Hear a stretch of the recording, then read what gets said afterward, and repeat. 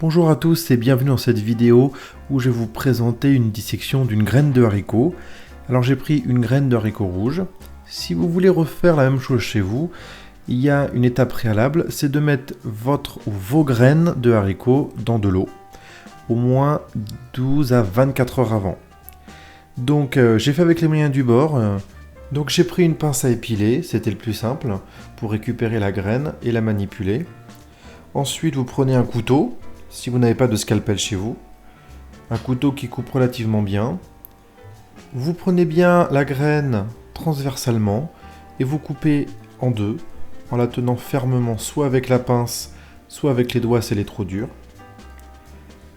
Vous séparez les deux morceaux de la graine et normalement sur l'un des côtés, vous allez voir apparaître ce qui va nous intéresser, c'est-à-dire l'embryon.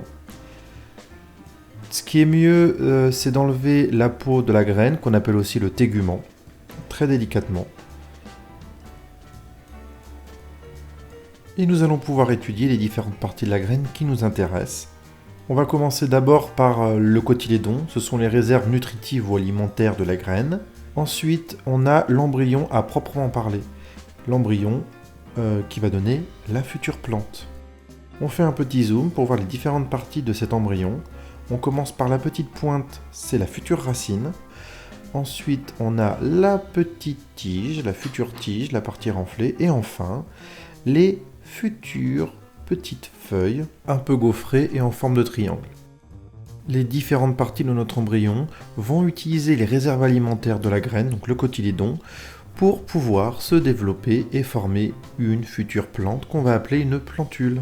Cette vidéo touche à sa fin. Je vous laisse avec une petite séquence pour vous remontrer les différentes légendes de la graine. À bientôt!